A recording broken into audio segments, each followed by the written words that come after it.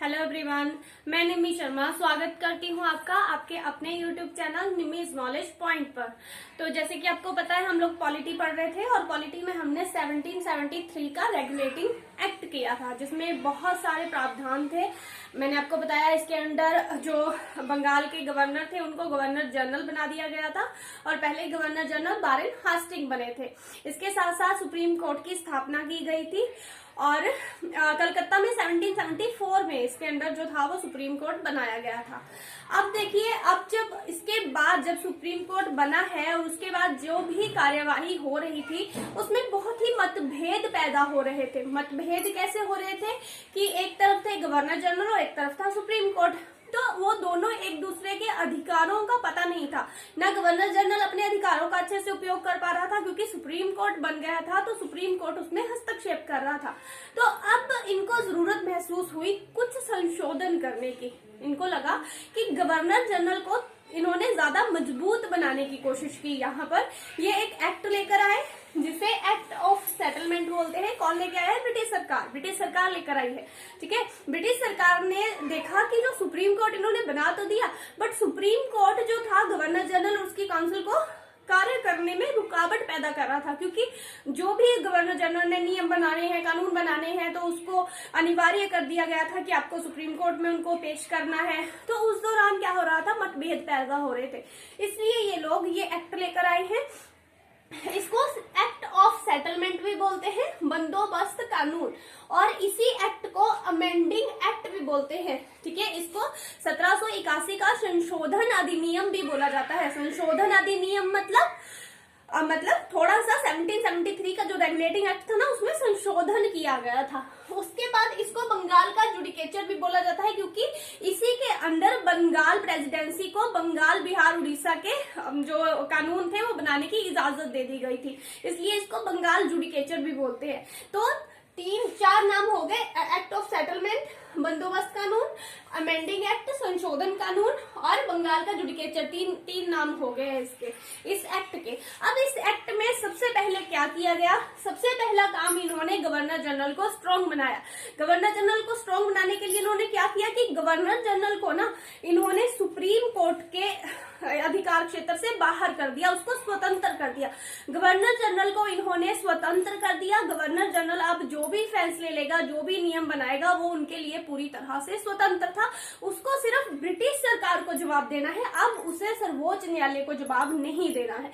तो सबसे पहला इन्होंने काम किया है यहाँ पे, गवर्नर जनरल और उसकी काउंसिल को सुप्रीम कोर्ट से मुक्त कर दिया। अब ये लोग स्वतंत्र होकर काम कर सकते हैं। अब इनके ऊपर बंदिश नहीं है, और ना ही अब जो भी नियम कानून गवर्नर जनरल या उसकी काउंसिल बनाती है तो उन्हें अनिवार्यता से बरी कर दिया गया कि आपको सुप्रीम कोर्ट में उसको दिखाना ही है, भेजना है। उस चीज से भी इनको बरी कर दिया गया। इनको बोला कि आपको सिर्फ ब्रिटिश सरकार को जवाब देना है, आपको सुप्रीम कोर्ट को जवाब नहीं देना है। पहली बात हुई। दूसरी बात क्या हुई? बोला कंपनी के सेवकों को भी सुप्रीम कोर्ट की कार्यवाही से मुक्त कर दिया गया। कंपनी के जो सेवक थे, जो कंपनी के लिए काम कर रहे थे, तो वो स्पेशली किसके लिए काम कर रहे थे?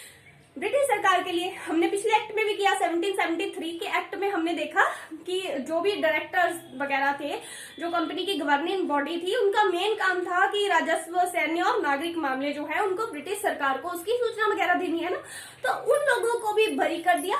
उन लोगों को भी बोला कि आपको सुप्रीम कोर्ट को जवाब देने की जरूरत नहीं है, आप ब्रिटिश सरकार के लिए काम कर रही हैं तो उनके लिए ही आप जवाबदेह हैं।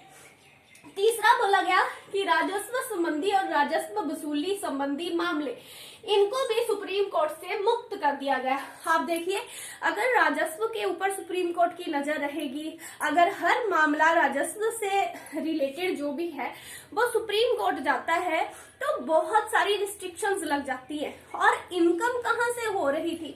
ये राजस्व ही तो था जिसके लिए ब्रिटिश सरकार यहाँ पर बैठी हुई थी। तो इन्होंने अब यहाँ पर क्या किया? राजस्व मामलों को भी इन्होंने सुप्रीम कोर्ट से बाहर कर दिया। बोला अब राजस्व मामले और राजस्व वसूली से संबंधित जो मामले हैं उनको भी सुप्रीम कोर्ट नहीं देखेगा। वो भी सुप्रीम कोर्ट नहीं जाएंगे, वो गवर्नर जनरल और उसकी परिषद के पास जाएंगे, या फिर वो ब्रिटिश सरकार, मतलब गवर्नर जनरल और उसकी परिषद ब्रिटिश सरकार को जवाबदेही होगी, और ये मामले गवर्नर जनरल और उसकी काउंसिल के पास जाएंगे। ये भी मामले अब सुप्रीम कोर्ट में नहीं जाएंगे। चौथा क्या था, बोला कलकत्ता के निवासियों को सुप्रीम कोर्ट के अंतर्गत कर दिया गया। बोला कलकत्ता के जितने भी निवासी हैं उन सब के जितने भी मामले हैं उन पर सुप्रीम कोर्ट कानून बना सकता है, सुप्रीम कोर्ट निर्णय ले सकता है। ठीक है, बोला सुप्रीम कोर्ट को ये निर्णय लेने के लिए ना लोगों की सामाजिक और धार्मिक परंपराओं का ध्यान रखना होगा। बोला अगर सुप्रीम कोर्ट कोई भी निर्णय सुनाता है तो उसको ये ध्यान रखना होगा कि वहां के सामाजिक और धार्मिक परंपराएं क्या है और उस हिसाब से ही वो कोई भी निर्णय लेगा। उसके बाद बोला कि अगर हिंदुओं के लिए कोई निर्णय लिया जा रहा है, अगर सुप्रीम कोर्ट की तरफ से हिंदुओं के लिए कोई निर्णय लिया जा रहा है तो वो हिंदू कानूनों के अनुसार होगा, और अगर मुसलमानों के लिए कोई निर्णय लिया जा रहा है तो वो इस्लाम कानूनों के अनुसार किया जाएगा। हिंदुओं का निर्णय हिंदू कानूनों के हिसाब से होगा और मुसलमानों का जो निर्णय है वो इस्लामिक कानूनों के हिसाब से होगा। ये बात हुई। उसके बाद बोला प्रांतीय न्यायालयों की अपील गवर्नर जनरल के यहाँ दायर होगी। बोला जो भी प्रांतीय न्यायालय है ना, अगर उनके खिलाफ कोई अपील करना चाहता है, उनके खिलाफ कोई उंगली उठाता है ना, किसी को लगता है कि ये गलत है, तो वो अपील भी आप सुप्रीम कोर्ट में नहीं कर सकते। अब आप डायरेक्ट सुप्रीम कोर्ट नहीं जा सकते, उसके लिए भी आपको गवर्नर जनरल के पास जाना पड़ेगा। ठीक है, ये प्रांतीय न्यायालयों की अपील भी अब गवर्नर जनरल के यहाँ पे दायर होगी, ना कि सुप्रीम कोर्ट में। उसके बाद बोला कि गवर्नर जनरल के नियमों व विनियमों को सुप्रीम कोर्ट में पेश करने की जो अनिवार्यता थी उसको समाप्त कर दिया गया। तो ये तो मैं बता चुकी हूँ कि गवर्नर जनरल को पूरी तरह से स्वतंत्र कर दिया गया उसके कार्य करने के लिए। ठीक है, और जो भी वो नियम बना रहा था, कानून भी नियम जो भी वो बना रहा था, उसके लिए पहले ऐसे था कि 70-73 के रेगुलेटिंग एक्ट के अंदर उसको जाकर सुप्रीम कोर्ट में उसको पेश करना पड़ता था। तो अब उसको स्वतंत्र कर दिया गया। आपको बोला कोई अनिवार्य नहीं है कि जो आप नियम कानून बना रहे हो वो आप सुप्रीम कोर्ट के पास पेश करो, उसकी अनिवार्यता के लिए भी इसको बरी कर दिया गया। तो अगर इन शॉर्ट बोले, इन शॉर्ट कि ये एक्ट आया क्यों था, तो इन शॉर्ट ये एक्ट सिर्फ और सिर्फ गवर्नर जनरल को मजबूत करने के लिए आया था, उसकी शक्ति को मजबूत करने के लिए आया था, ताकि वो स्वतंत्र होकर काम कर सके और सुप्रीम कोर्ट उसके खिलाफ कोई एक्शन ना ले सके। तो ये था हमारा 1781 का रेगुलेटिंग एक्ट।